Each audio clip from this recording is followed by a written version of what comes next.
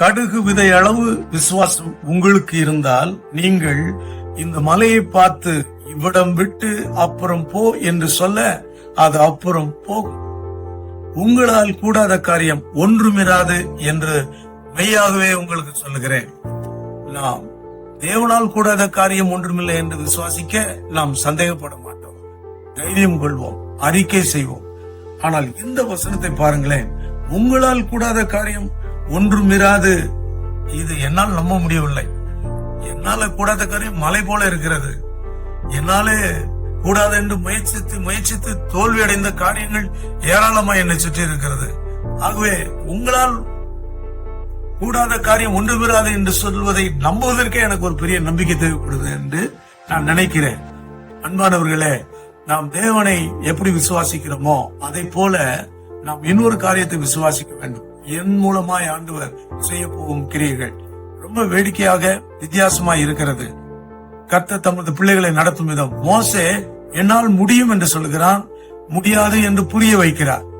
40 வருட அனுபவ பாடங்களிலே என்னால் முடியாது என்று சொல்லுகிறான், நான் தகுதியானவன் இல்லை என்று சொல்லுகிறான், இப்பொழுது உன்னால் முடியும் என்று சொல்லுகிறான். தாழ்மையை கற்றுக்கொண்டு கீழ்ப்பிடிதல் கற்றுக்கொண்டு நான் ஒன்றுமில்லை என்று சொல்ல பழக வேண்டும். ஆனால் ஒன்றுமில்லை என்று சொல்லி சொல்லி வாழ்க்கையை முடித்து விடக் கூடாது. நான் கர்த்தருடைய பார்வையில ஒன்றுமில்லாதவன், ஆனால் ஒன்று தெரியும், என் தேவனாலே. சங்கீதத்திலே 18ஆம் சங்கீதத்திலே நாம் இதை குறித்து நாம் வாசிக்கிறோம். தாவீது இப்படித்தான் சொல்வார், அவர் என் பலனாகிய கர்த்தாவே அப்படி சொல்வார், என் கண்மலை, என் கோட்டை, என் ரட்சகர். தேவனை சார்ந்த என் என்ற என் தேவன், என் ரட்சகர், என் பலன் என்று சொல்லி விசுவாசித்து வாழும் அவருக்கு எப்படி ஒரு விசுவாசம் பாருங்க. அவர் சொல்றாரு, 29வது வசனத்துல வாசிக்கிறோம், உம்மாலே நான் ஒரு சேனைக்குள் பாய்ந்து போவேன். இது பெருமை அல்ல, தாழ்த்தி நான் தாழ்மையில் பெற்றுக்கொண்ட ஒரு விசுவாசம். கர்த்தர் என்னோடு இருக்கிறதுனாலே உம்மாலே பாருங்க, நான் ஒரு சேனைக்குள் பாய்ந்து போவேன்.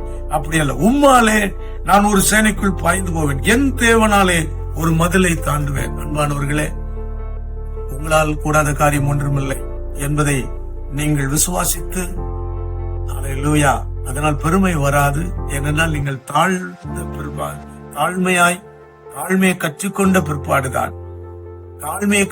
பிற்பாடுதான் உங்களுக்கு இந்த விசுவாசமே வந்திருக்கிறது.